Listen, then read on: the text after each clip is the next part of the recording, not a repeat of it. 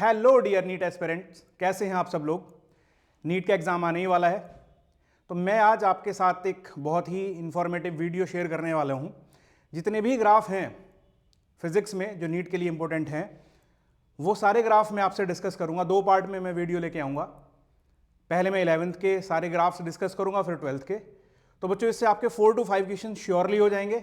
तो अच्छे खासे मार्क्स हैं। 5 क्वेश्चन अगर आपके हो जा रहे हैं, 20 मार्क्स आपके बन जाएंगे। तो दो वीडियो से आपको श्योरली ये 5 क्वेश्चंस मिल ही जाएंगे। तो मैं गगन चौधरी स्वागत करता हूं आपका। शुरुआत करते हैं। हर चैप्टर से रिलेटेड मैं ग्राफ डिस्कस करूंगा। इंपॉर्टेंट ग्राफ है।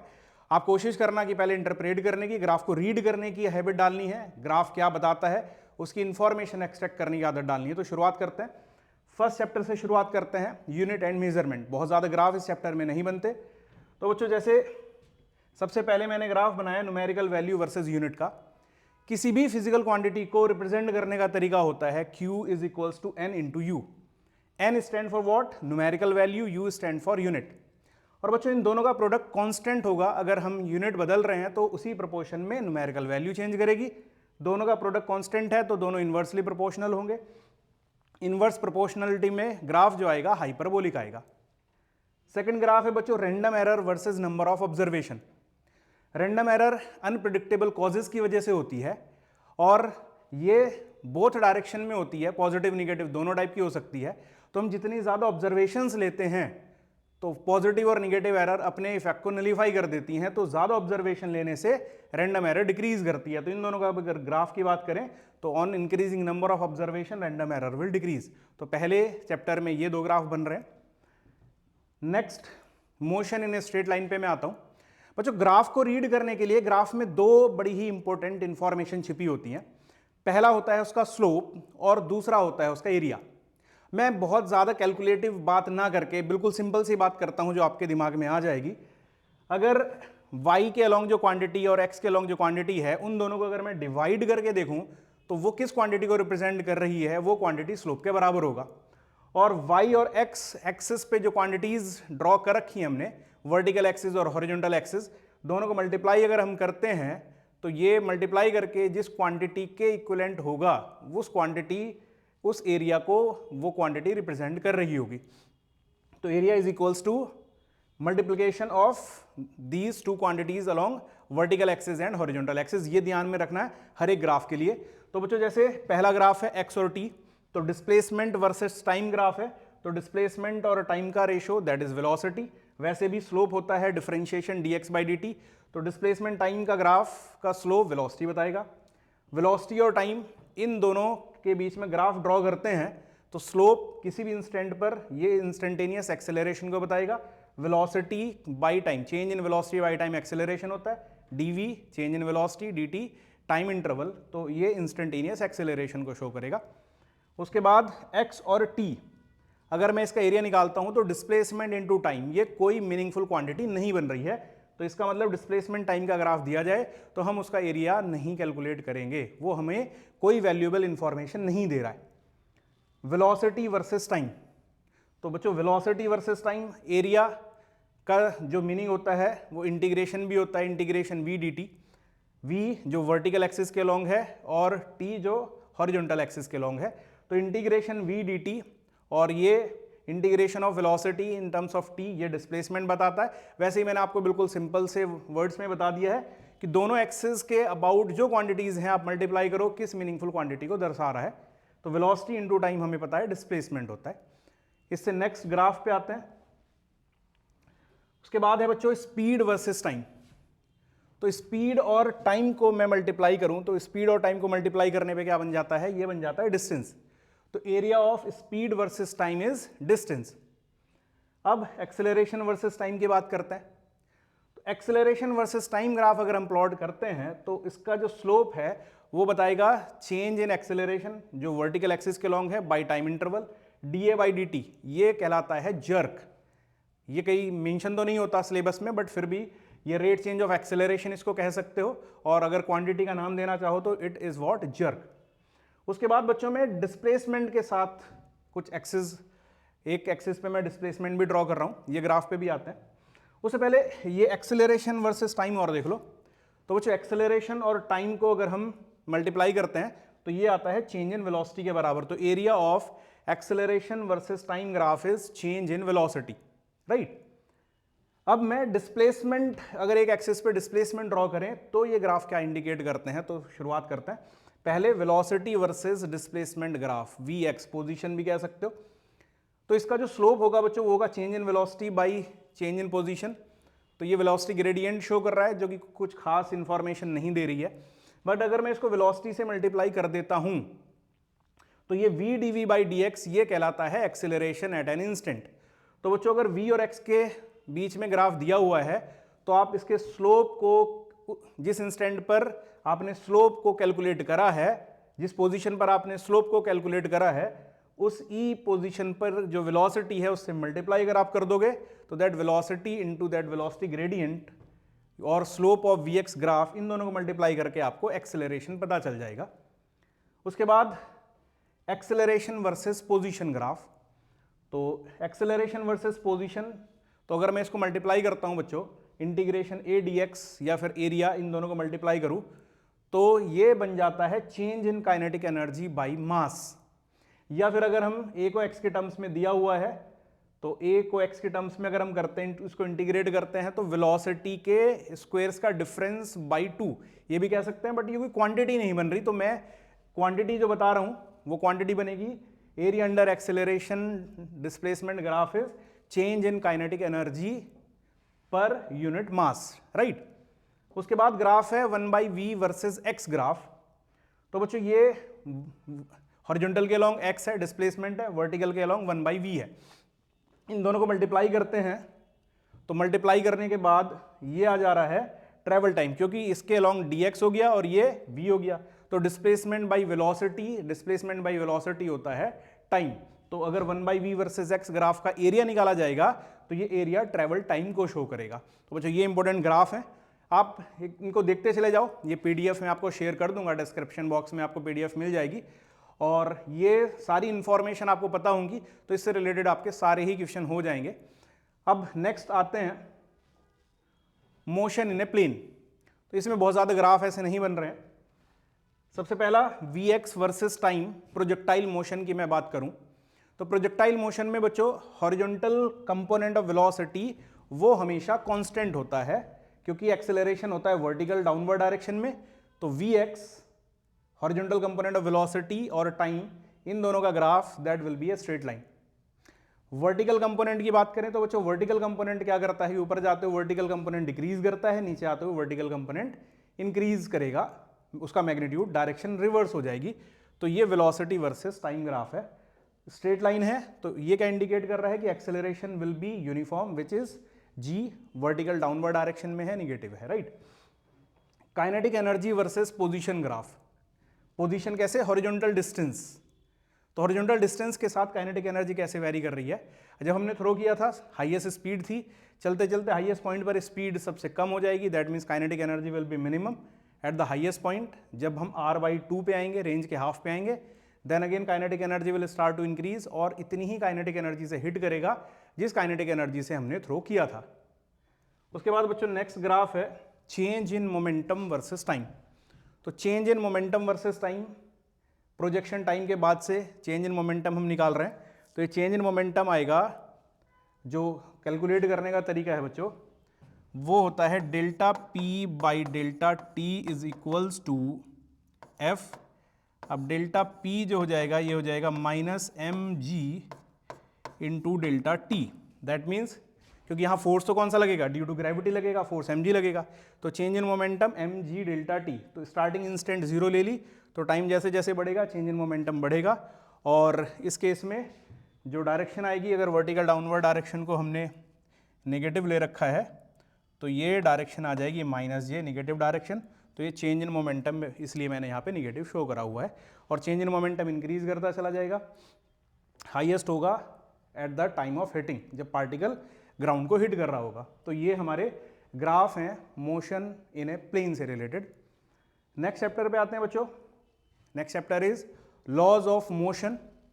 तो इसमें कौन कौन से ग्राफ इंपॉर्टेंट हो सकते हैं। पहला है लीनियर मोमेंटम वर्सेस टाइम। तो जैसे मैंने बोला था कि स्लोप और एरिया की बात आती है, तो जैसे मैं इनको दोनों को डिवाइड करता हूँ, change in momentum by time, ये होता है फोर्स, तो slope of momentum versus time it will be equals to force, right. उसके बाद फोर्स वर्सेस टाइम ग्राफ, तो फोर्स और टाइम को अगर मैं मल्टीप्लाई करता हूं और we can integrate F in terms of T, तो ये बच्चों आ जाता है चेंज इन मोमेंटम के बराबर, जो कहलाता है इम्पल्स।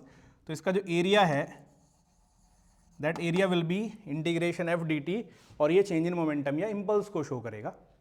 उसके बाद नेक्स्ट इंपॉर्टेंट ग्राफ कि किसी रफ सरफेस पे किसी ब्लॉक को रखा हुआ है और एक वेरिएबल फोर्स लगा रहे हैं जो जीरो से शुरुआत कर रहा है, और ये रफ सरफेस है, तो जैसे जैसे हम फोर्स इंक्रीज करते हैं तो फोर्स इंक्रीज करेंगे तो इस पर एक स्टैटिक फ्रिक्शन लगेगा पहले, और स्टैटिक फ्रिक्शन सेल्फ एडजस्टेबल होता है। ये स्टैटिक फ्रिक्शन वर्सेस फोर्स का ग्राफ बना रहे हैं, तो स्टैटिक फ्रिक्शन वर्सेस फोर्स का ग्राफ बनेगा इट स्ट्रेट लाइन, और जब ये जस्ट स्लाइडिंग कंडीशन में आ जाएगा तब मैक्सिमम या लिमिटिंग फ्रिक्शन काम कर रहा होगा।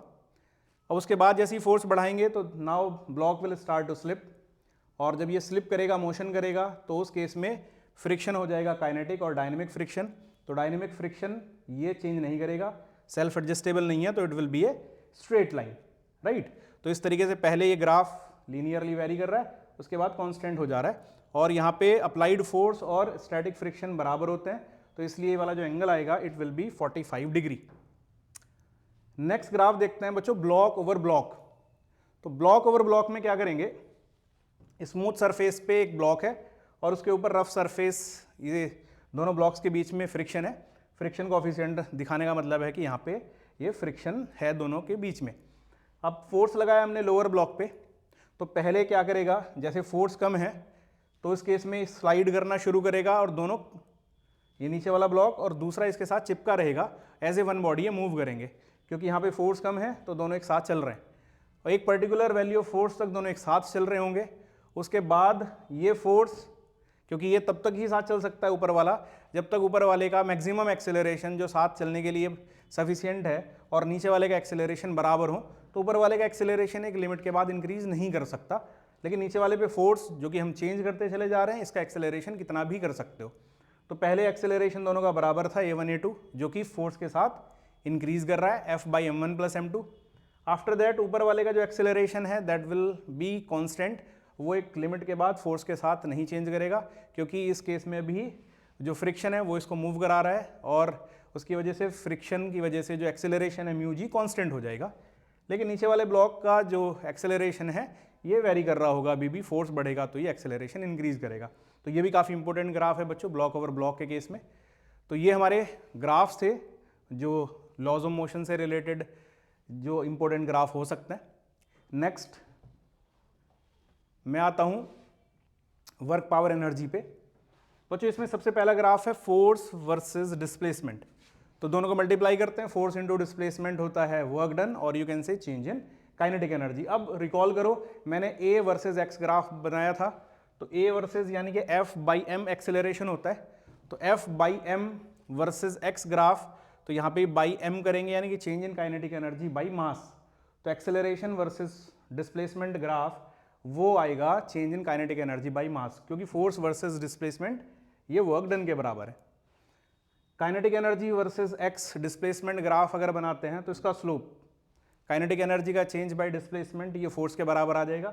यहाँ से आप देख भी सकते हो कि भाई जैसे F इंटू एक्स ये काइनेटिक एनर्जी रफली कह सकते हैं, तो K equals to F into X, तो F equals to K by x.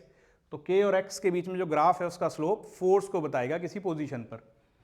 उसके बाद बच्चों ये दो ग्राफ और हैं, ये आपके इक्विलिब्रियम से रिलेटेड हैं। तो इक्विलिब्रियम में ये वाला ग्राफ सबसे पहले potential energy versus displacement graph, position graph, ठीक है। कंजर्वेटिव फील्ड में पोटेंशियल एनर्जी किस तरीके से वेरी कर रही है दे रखा है। तो यहाँ पर एक पॉइंट पर पोटेंशियल एनर्जी मैक्सिमम है, इधर मिनिमम है और यहाँ कांस्टेंट होगी। तो तीन टाइप के इक्विलिब्रियम होते हैं, स्टेबल, अनस्टेबल एंड न्यूट्रल।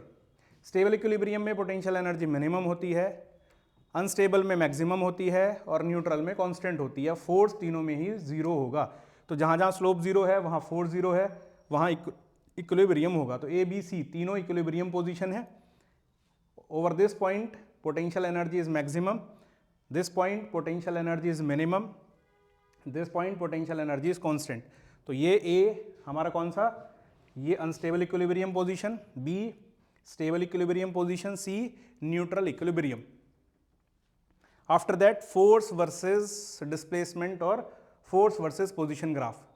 तो यहां पर ए और बी इन दो पोजीशंस पे फोर्स की वैल्यू 0 है, तो ये इक्विलिब्रियम पोजीशन शो कर रहे हैं। अब जहां पर फोर्स वर्सेस डिस्प्लेसमेंट ग्राफ का स्लोप निगेटिव होगा तो वहां पर जो इक्विलिब्रियम आएगा वो इक्विलिब्रियम आएगा स्टेबल टाइप का। तो जैसे बी पॉइंट है ये स्टेबल इक्विलिब्रियम को बता रहा है, वेयर स्लोप इज निगेटिव। और जहां पे एक्स ये एफ वर्सेस एक्स ग्राफ का स्लोप पॉजिटिव है तो ये बताएगा अनस्टेबल इक्विलिब्रियम को, क्योंकि F minus D you by D x होता है, वहां से भी रिलेट कर सकते हो।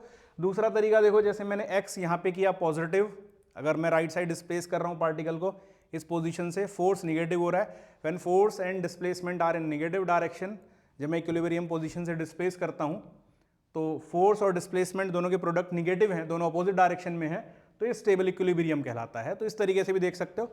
और simply where slope is negative F X graph, और जहाँ फोर्स 0 है उस पॉइंट पर हम देखेंगे स्लोप अगर निगेटिव है तो ये स्टेबल इक्विलिब्रियम, और अगर स्लोप पॉजिटिव है तो अनस्टेबल इक्विलिब्रियम को शो करता है। तो ये हमारे वर्क एनर्जी से रिलेटेड ग्राफ्स थे।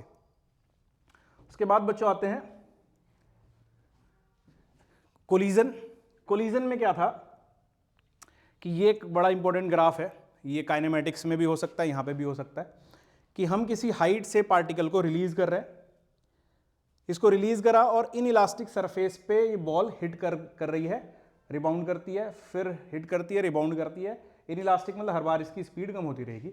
अगर हम डाउनवर्ड डायरेक्शन को नेगेटिव ले रहे हैं तो ये वेलोसिटी वर्सेस टाइम ग्राफ है। सबके स्लोप्स कांस्टेंट होंगे जी के बराबर, और हिटिंग टाइम को हम नेग्लेजिबल मान के चल रहे हैं। तो वेलोसिटी हिट करने के तुरंत बाद बदलेगी डायरेक्शन और चेंज हो जाएगी, मैग्नीट्यूड में भी कम हो जाएगी। तो इस तरीके से वेलोसिटी हर बार कम होती चली जा रही है मैग्नीट्यूड में।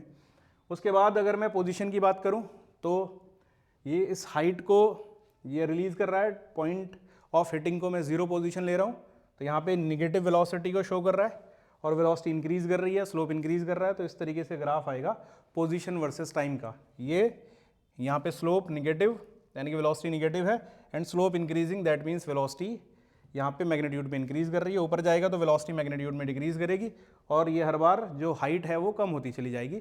तो ये हमारा पोजीशन वर्सेस टाइम ग्राफ है। तो बच्चों ये हमारे वर्क पावर एनर्जी के ग्राफ हुए। ये कोलिजन का हो गया। रोटेशन में कुछ खास नहीं करना आपको ग्राफ में, जो भी आपने ट्रांसलेशन मोशन में पढ़ रखा है तो उसके सारे के सारे एनालॉजिकल ग्राफ आपके रोटेशन में हो जाएंगे, यानी कि आपको नए ग्राफ रीड करने की ज़रूरत नहीं है। सारी क्वांटिटीज़ एनालॉजिकल हैं, तो ट्रांसलेशन के ग्राफ ही आपको सफिशिएंट होंगे। उसके बाद आते हैं हम ग्रेविटेशन में। ये अच्छे ग्राफ बनेंगे ग्रेविटेशन में। सबसे पहले मैं केपलर लॉ से रिलेटेड ग्राफ की बात कर लेता हूँ। बच्चों यहाँ पे प्लेनेट सन के अराउंड रिवॉल्व कर रहा है, sun is at one of the focus, और ये इसकी नियरेस्ट पोजीशन से शुरू करता है, दैट इज पेरिजी। तो पेरिजी से शुरू करके ये मूव कर रहा है। तो angular momentum versus time graph बनाते हैं। तो angular momentum of planet revolving around sun is always constant, तो L versus T graph it will be a straight line. उसके बाद नेक्स्ट है dA by dt, this is called areal velocity. Areal velocity होती है line joining planet to the sun, जो area swap कर रही है तो उस एरिया को स्वैप करने का जो रेट है। तो ये सेकंड लॉ है कि एरिया इक्वल टाइम में इक्वल स्वैप करता है line joining planet to the sun, तो इसको हम एरियल वेलोसिटी का नाम देते हैं dA by dt, और इसका टाइम के साथ ग्राफ स्ट्रेट लाइन आएगा। इसकी वैल्यू भी होती है dA by dt की, it is L by 2m, तो L कांस्टेंट है, तो यहां से भी हम कह सकते हैं कि dA by dt will be constant. Next graph है बच्चों काइनेटिक एनर्जी का वेरिएशन प्लेनेट का। नियरेस्ट पॉइंट पर काइनेटिक एनर्जी हाईएस्ट होगी, उसके बाद ये जैसे जैसे दूर जा रहा है, अपोजी पे जा रहा है, यहाँ पे काइनेटिक एनर्जी कम होगी, स्पीड कम होगी, here it will B minimum, फिर वापस आएगा काइनेटिक एनर्जी बढ़ेगी और यहाँ पे हाईएस्ट हो जाएगी। तो ऐसे पीरियोडिकली वेरी कर रही होगी। ये हमने वन टाइम पीरियड शो करा हुआ है। उसके बाद टाइम पीरियड, ये थर्ड लॉ से रिलेटेड हो गया, टाइम और सेमी मेजर एक्सिस। तो time period is directly proportional, time period का square which is directly proportional to A cube. तो टी और ए में ग्राफ बनाएंगे तो ये थोड़ा पैराबोलिक शेप का होएगा, कर्व होएगा, और टी स्क्वायर और ए क्यूब में ग्राफ बनाते हैं तो it will be a straight line. तो बच्चों ये हमारे केपलर लॉ से रिलेटेड ग्राफ हैं, काफ़ी इंपॉर्टेंट है, पूछे भी गए हैं। उसके बाद नेक्स्ट आते हैं हम प्लैनेट के सेंटर से डिस्टेंस के साथ एक्सेलरेशन ड्यू टू ग्रेविटी का वेरिएशन। तो ये मैं इसको होमोजीनियस एक स्फीयर मान रहा हूँ, यूनिफॉर्म डेंसिटी का एक स्फीयर मान के चल रहा हूँ। तो यहाँ पे g versus r, magnitude of acceleration due to gravity versus r का ये ग्राफ है। तो g पहले डायरेक्टली प्रोपोर्शनल टू वेरी करेगा r के साथ, उसके बाद इनवर्सली वेरी करेगा क्योंकि r स्क्वायर के इनवर्सली वेरी करता है और इनसाइड g r के डायरेक्टली प्रोपोर्शनल होता है।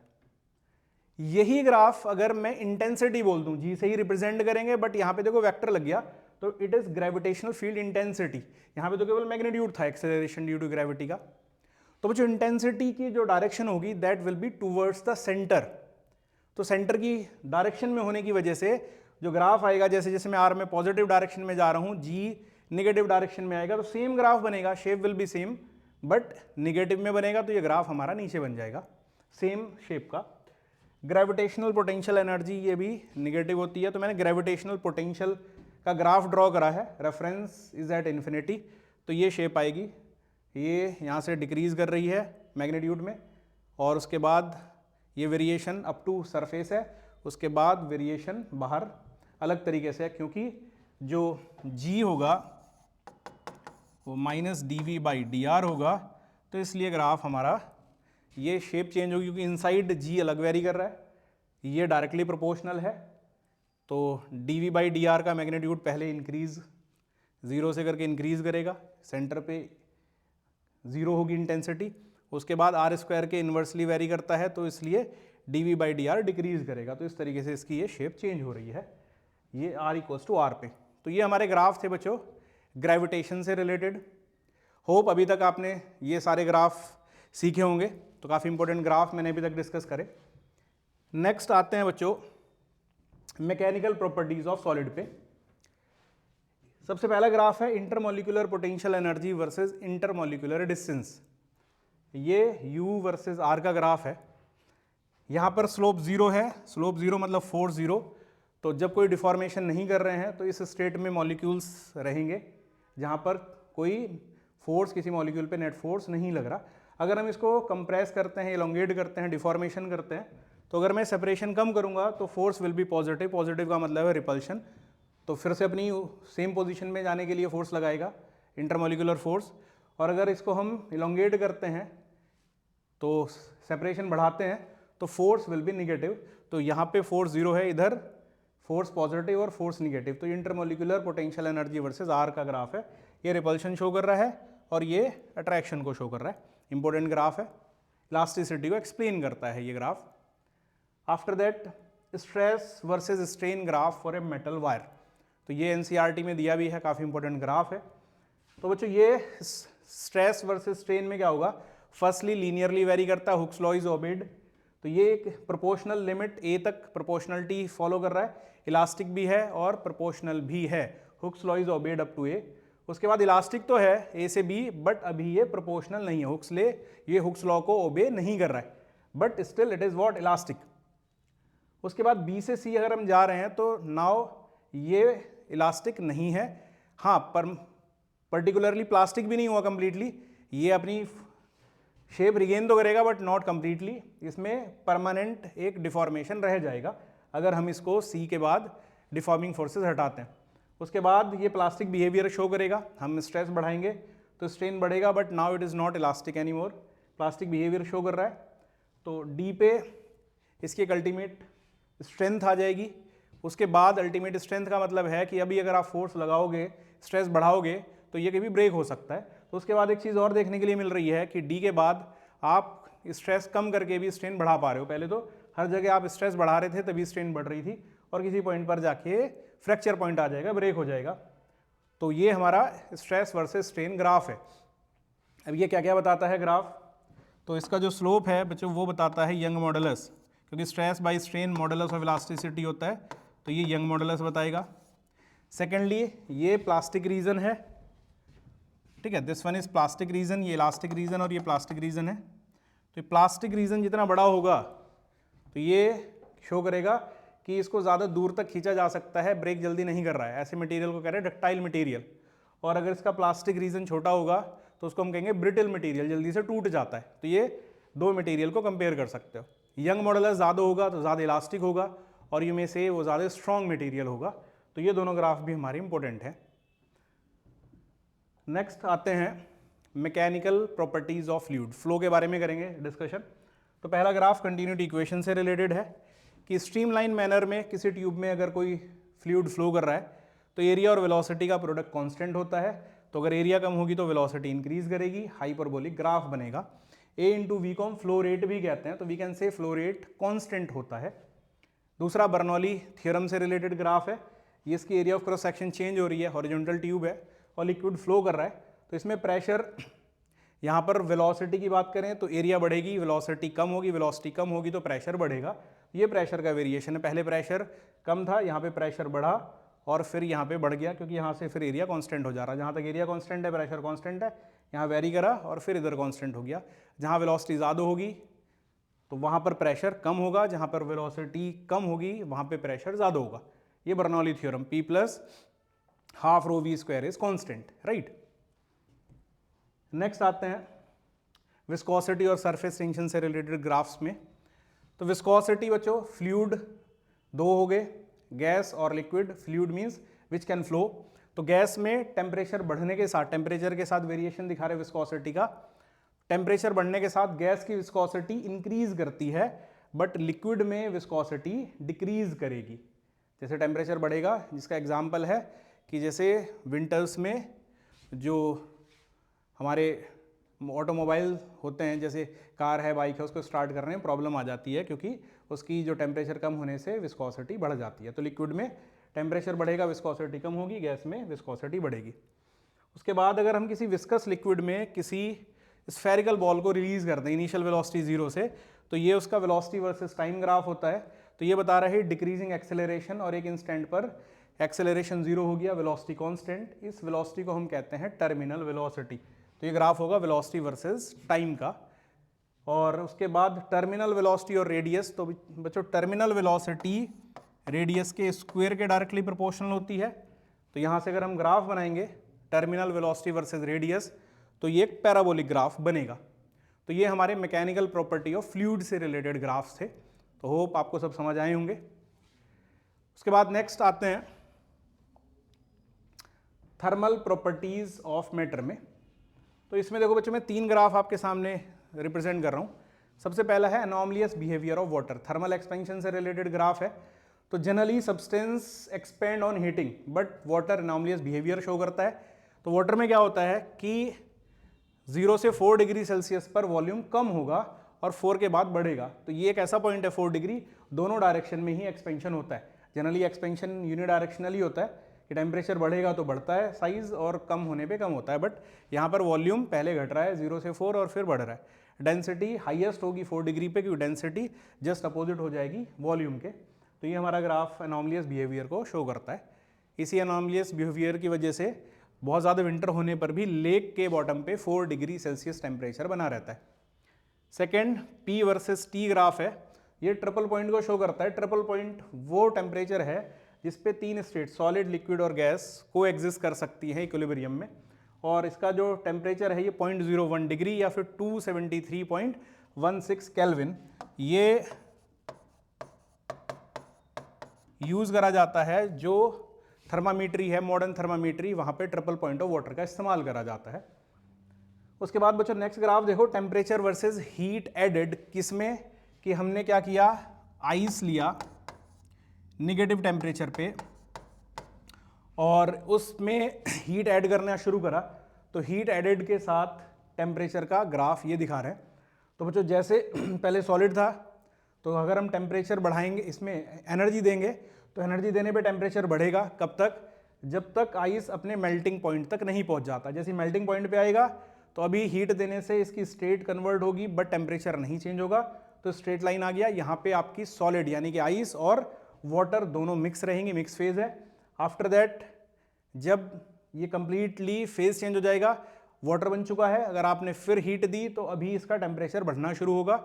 उसके बाद जब ये 100 डिग्री पे पहुंच जाएगा, बॉइलिंग पॉइंट पर पहुंच जाएगा, फिर स्टेट कन्वर्जन होगा, टेम्परेचर चेंज नहीं होगा। यानी कि स्टेट कन्वर्जन पर टेम्परेचर चेंज नहीं होता है, कांस्टेंट होता है।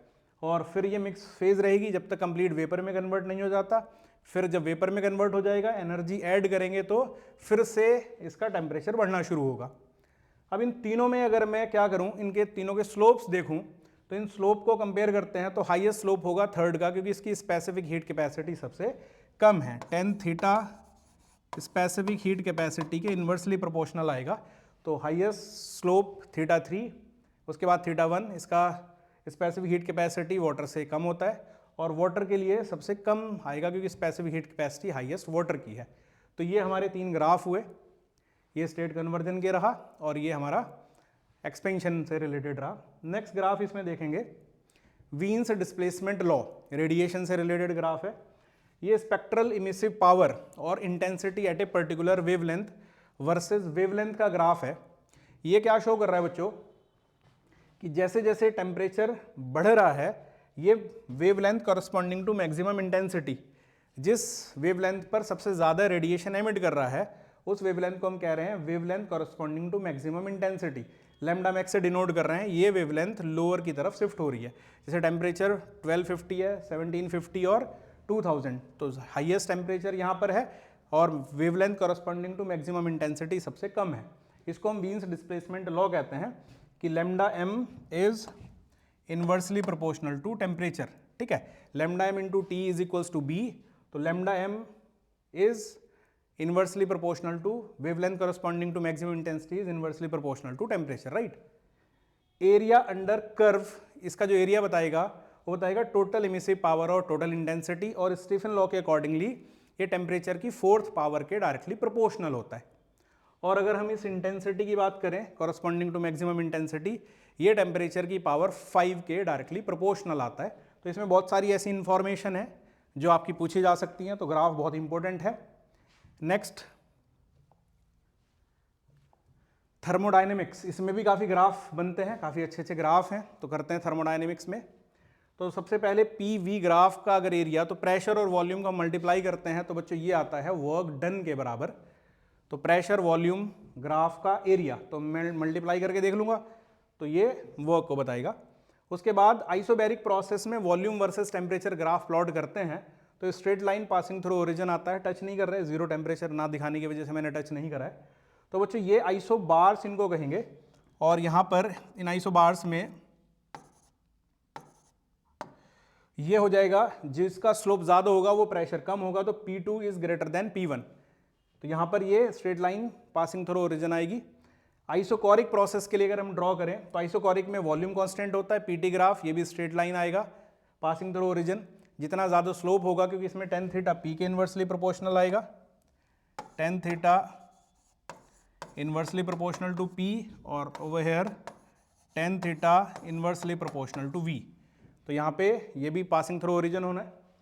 आइसोथर्मल हाइपरबोलिक ग्राफ बनेगा, टेम्परेचर कांस्टेंट है, तो अगर ये दो आइसोथर्म प्लॉट कर रखे हैं तो जितना दूर होगा ओरिजिन से टेम्परेचर उतना ही ज़्यादा होगा। बहुत ज़्यादा रॉकेट साइंस नहीं है, करके देख सकते हो।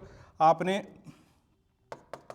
वॉल्यूम को कांस्टेंट रखा, ज़्यादा वॉल्यूम, ये वॉल्यूम कांस्टेंट है, ज़्यादा प्रेशर ज़्यादा टेम्परेचर होगा, PV इक्वल्स टू nRT। तो ये अपने वॉल्यूम कांस्टेंट कर लिया, तो यहाँ पे प्रेशर कम है, यहाँ प्रेशर ज़्यादा है, ज़्यादा प्रेशर ज़्यादा temperature, PV equals to nRT से क्या कर सकते हो।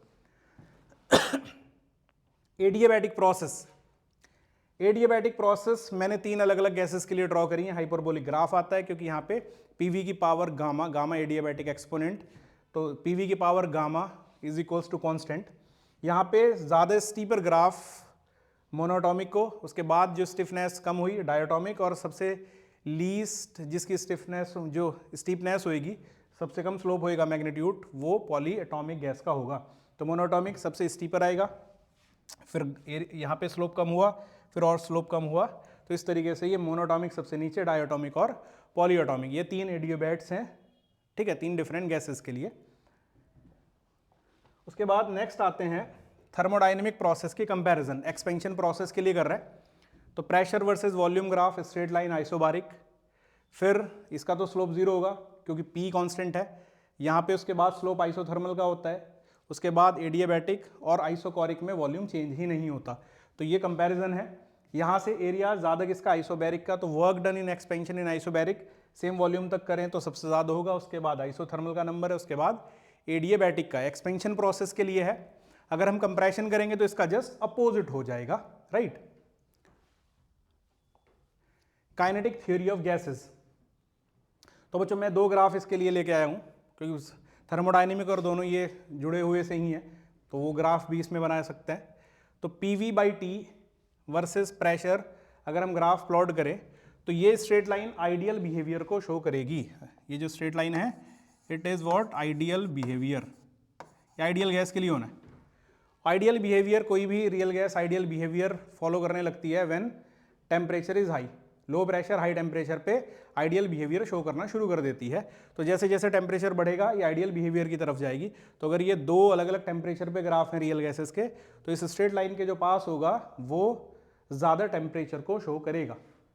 उसके बाद ये मैक्सवेल बोल्ट्जमैन डिस्ट्रीब्यूशन कर्व है, ये प्रोबेबिलिटी डेंसिटी फंक्शन है। ये खास ज़्यादा इंपॉर्टेंट नहीं है, कभी पूछा नहीं गया, ऐसे देखा भी नहीं है, बट फिर भी एक बार आप कर सकते हो। ये बस दो बात याद रखना कि यहाँ पर जो ये टेम्परेचर, इसमें स्पीड कम के केस में टेम्परेचर रहेगा कम, ज़्यादा के केस में टेम्परेचर रहेगा ज़्यादा। कई बार कंपैरिजन ऑफ टेम्परेचर आ जाता है, तो वैसे हमें पता भी है कि V is what directly proportional to √T, तो ऐसे याद भी रख सकते हो। बट फिर भी यहाँ पे ये दो कर्व्स मैंने दिखा रखे हैं, T2 ये येलो वाले में टेम्परेचर ज़्यादा होगा, यहाँ पे टेम्परेचर कम होगा, राइट। नेक्स्ट आते हैं बच्चों ऑसिलेशन। इसमें बड़े इंपॉर्टेंट ग्राफ बनते हैं, ठीक है। तो मैंने यहाँ दिखा रखा है पार्टिकल T = 0 पे मीन पोजीशन से शुरू करता है, ऑसिलेट कर रहा है A और -A के बीच में। तो सबसे पहले displacement versus time, sinusoidal very करता है डिस्प्लेसमेंट। ये ग्राफ हो गया, वन टाइम पीरियड को शो कर रहा है, +A -A के बीच में। वेलोसिटी मीन पोजीशन पर सबसे ज़्यादा होती है, एक्सट्रीम पे सबसे कम, ये one time period of velocity show कर रहा है। दोनों के बीच में फेज का डिफरेंस है 90 डिग्री, राइट। तो यहाँ पर अगर ये xt ग्राफ है तो ये vt ग्राफ होगा। एक्सेलरेशन और वेलोसिटी के बीच में फेज का डिफरेंस होता है 90 degree. Acceleration is highest at extreme and minimum at mean position. तो ये जैसे x का ग्राफ है वैसे ही बनेगा, जस्ट अपोजिट बन जाएगा। ये हमारा a वर्सेस t ग्राफ है, maximum velocity a omega, maximum acceleration ω² a। तो ये टाइम के साथ तीनों क्वांटिटीज़ के मैंने ग्राफ बनाए। उसके बाद देखो बच्चों हम ग्राफ की बात करते हैं एनर्जी वर्सेस टाइम। मीन से ही शुरुआत कर रहे हैं, तो काइनेटिक एनर्जी इज हाईएस्ट, तो फिर काइनेटिक एनर्जी ये वेरी कर रही है, हाईएस्ट से लोएस्ट हुई 0, और उस तरीके से आपकी वेरी करती रहेगी। पोटेंशियल एनर्जी इसकी जस्ट कॉम्प्लीमेंट्री होगी, where kinetic is maximum potential is minimum, इस तरीके से पोटेंशियल इसके जस्ट अपोजिट वेरी करेगी। और टोटल एनर्जी कांस्टेंट होगी दोनों का सम। तो ये वाइट से काइनेटिक, येलो से पोटेंशियल और ग्रीन से मैंने टोटल एनर्जी रिप्रेजेंट करी है। तो टी के साथ ग्राफ आए। अब वेलोसिटी वर्सेस पोजीशन ग्राफ देखो बच्चों, वेलोसिटी वर्सेस पोजीशन ग्राफ में अगर Vx का ग्राफ बना रहे तो अगर ओमेगा एंगुलर फ्रीक्वेंसी अगर 1 से ज़्यादा है तो इलिप्टिकल बनेगा और major axis will be about v, और ये मैक्सिमम वेलोसिटी a ओमेगा, ये -a ओमेगा। उसके बाद एनर्जी वर्सेस x ग्राफ बनाते हैं, तो एनर्जी वर्सेस x ग्राफ में यहाँ पे पोटेंशियल एनर्जी 0 एट x = 0, ये +A -A के बीच में वेरी कर रहा है। तो येलो हमारा पोटेंशियल एनर्जी है, इसका कॉम्प्लीमेंट्री काइनेटिक हो जाएगा, where one is maximum another one is minimum, total energy constant हो जाएगा। लेकिन इस ग्राफ के लिए ज़रूरी है कि टोटल एनर्जी ½ mω²A² के बराबर हो। ज़्यादा या कम होगी तो फिर पोटेंशियल एनर्जी का ग्राफ ऊपर या नीचे शिफ्ट हो जाएगा। तो ये वाला केस है जो बाय डिफॉल्ट लगता है। A वर्सेस x ग्राफ और देखेंगे, एक्सेलरेशन वर्सेस पोजीशन। तो बच्चों एक्सेलरेशन -ω² होता है, तो स्ट्रेट लाइन होगा और इसके स्लोप का मैग्नीट्यूड ये ω² को रिप्रेजेंट करेगा। तो बच्चों ये हमारे ऑसिलेशन से रिलेटेड ग्राफ से सारे इंपॉर्टेंट ग्राफ हमने करे डिस्कशन। उसके बाद वेव मोशन पे आते हैं। तो वेव मोशन में बहुत ज़्यादा वैरायटी ऑफ ग्राफ्स तो नहीं बनते। पहला कि एक यूनिफॉर्म स्ट्रिंग है, ये वर्टिकली हैंग कर रही है। अगर मैं यहाँ पे कोई ट्रांसवर्स पल्स जनरेट कर देता हूँ लोअर एंड पे, तो ऊपर जाते हुए उसकी वेलोसिटी x के साथ कैसे वेरी करेगी। तो बच्चों v versus x graph parabolic आता है क्योंकि v is directly proportional to √x, तो v² is directly proportional to x, तो ये पैराबोलिक ग्राफ आएगा।